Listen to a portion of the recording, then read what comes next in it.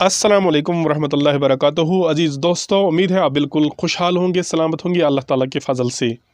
एक बार फिर से आपका खुशामदीद करते हैं, तहे दिल से आपका स्वागत करते हैं आपकी अपनी चैनल जेकेज़ उर्दू क्लासेस में। दोस्तों, आज की शानदार वीडियो शुरू करने से पहले सबसे पहले आपसे यही गुजारिश है कि हमारी चैनल को सब्सक्राइब करें, हमारे वीडियोज़ को लाइक और शेयर करें, साथ ही बेल आइकन का बटन भी दबाएँ जिससे हर नई नोटिफिकेशन सबसे पहले आप तक आ पहुँचेगी। आज की जो वीडियो है एक शानदार वीडियो होने वाली है और ये वीडियो क्लास 10th, 11th और 12th के बच्चों के लिए बहुत ही ज़रूरी है। तो आज की वीडियो शुरू करते हैं। सबसे पहले हम जो देखते हैं कि आपकी स्क्रीन पर मौजू है मुरक्कब और इसके अक़साम। मुरक्कब क्या है, सबसे पहले हमने इस मौजू पर बात करी है, मुरक्कब किससे कहते हैं। तो दोस्तों, मुरक्कब वो लफ्ज़ होता है जो दो या दो से ज़्यादा या दो से ज़ायद अल्फाज से मिलकर बने। ऐसा लफ्ज़ जो दो या दो से ज़ायद अल्फाज से मिलकर बने, ऐसे लफ्ज़ को हम मुरक्कब लफ्ज़ कहते हैं। आप यहाँ मिसाल देखिए, खुदा का बंदा, ये एक मुरक्कब लफ्ज़ है।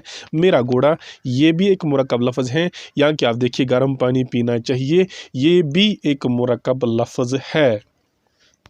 तो इस तरह से बात वाज़िया हो जाती है। मुरक्कब लफ्ज़ एक ऐसा लफ्ज़ होता है जिससे जो दो या दो से ज़ायद अल्फाज से मिलकर बने। इसके बाद है मुरक्कब के अक़साम। मुरक्कब को दो हिस्सों में तकसीम किया जाता है। सबसे पहला किस्म जो है मुरक्कब का, वो है मुरक्कब नाक़िस, और इसका दूसरा किस्म जो है वो है मुरक्कब ताम। तो आइए समझने की कोशिश करते हैं, मुरक्कब नाक़िस क्या होता है, मुरक्कब नाक़िस किससे कहते हैं।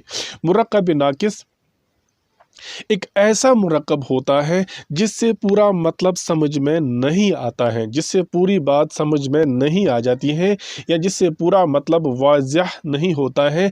ऐसे मुरक्कब को हम मुरक्कब नाक़िस कहते हैं। आप मिसाल देखिए, यहाँ पर लिखा है काली टोपी। काली टोपी, बस ये एक नामुकम्मल मुरक्कब है, ये बात पूरी तरह से समझ में नहीं आती है काली टोपी का क्या करना है। इसी तरह आप देखिए कागज़ की कश्ती, ये कागज़ की कश्ती जो है, इससे भी पूरा मतलब समझ में नहीं आता है। या अहमद की किताब भी एक और मुरक्कब लिखा हुआ है। मुरक्कब नाक़िस की ये तीन मिसालें थी, लेकिन तीनों मिसालों से हमें कोई बात पूरी तरह से समझ में नहीं आई। लिहाजा ऐसा कह सकते हैं, वो मुरक्कब जिस मुरक्कब से पूरी बात समझ में नहीं आ जाए, ऐसे मुरक्कब को हम मुरक्कब नाक़िस कह सकते हैं। और मुरक्कब नाक़िस का हम दूसरा नाम ये भी कहते हैं, मुरक्कब नाक़िस को हम मुरक्कब गैर मुफीद भी कहते हैं। ये तो आपको मालूम ही होगा।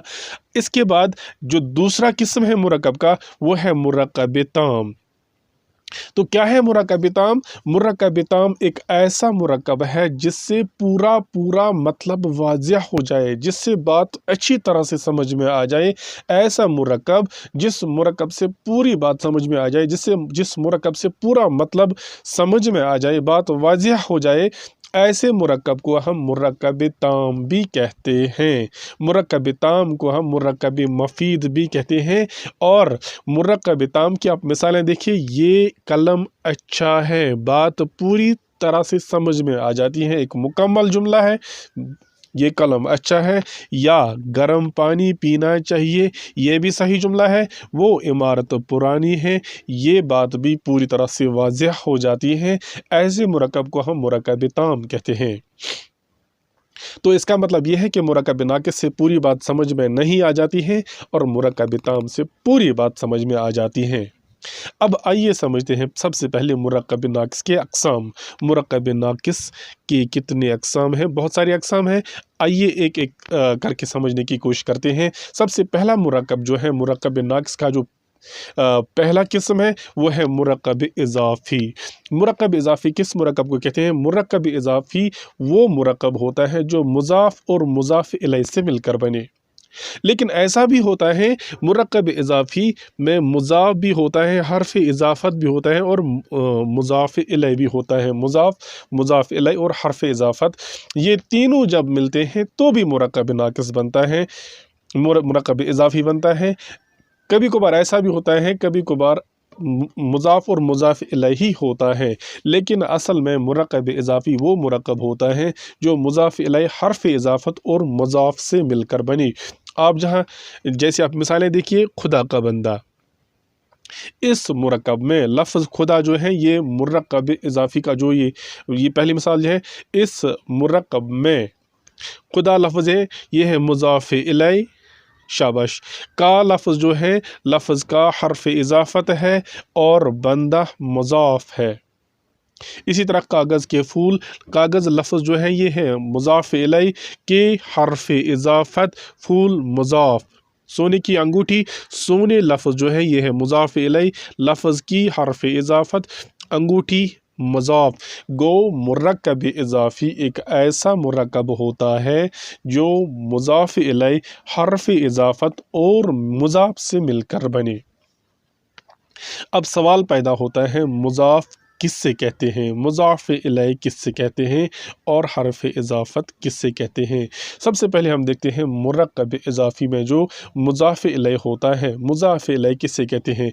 लिखा है मुरक्कब लफ्ज़ बनाते वक़्त या मुरक्कब अल्फाज में, मुरक्कब अल्फाज से मुराद दो या दो से ज़ायद अल्फाज, मुरक्कब अल्फाज में जिस इस्म के साथ ताल्लुक़ ज़ाहिर किया जाता है उसको हम मुज़ाफ़ इलैह कहते हैं। जिस इस्म के साथ ताल्लुक़ ज़ाहिर किया जाता है उस इस्म को मुज़ाफ़ कहते हैं। मिसाल से समझने की कोशिश करते हैं। यहाँ लिखा है अली की किताब, ये एक मिसाल है अली की किताब।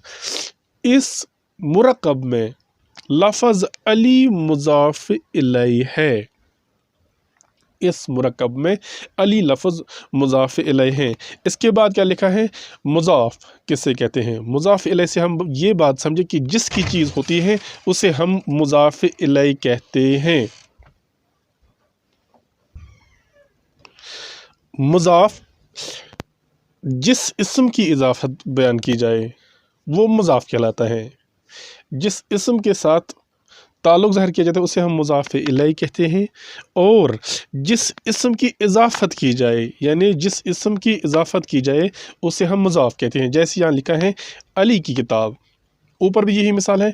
अली की किताब में यहाँ पर अली मुज़ाफ़ इलैह है और यहाँ पर किताब मुज़ाफ़ है, तो इस जुमले में अली मुज़ाफ़ इलैह है, किताब मुज़ाफ़ है। हम इस तरह से भी समझ सकते हैं कि जिसकी चीज़ होती है उसको हम मुज़ाफ़ इलैह कहते हैं और जिस चीज़ की बात करते हैं उसे हम मुज़ाफ़ कहते हैं।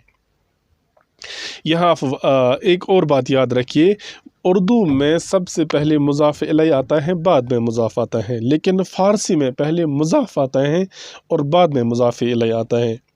अब यहाँ देखिए खा की शिफा में शिफा मुज़ाफ़ इलैह है, खाक मुज़ाफ़ है। शिफा मुज़ाफ़ इलैह,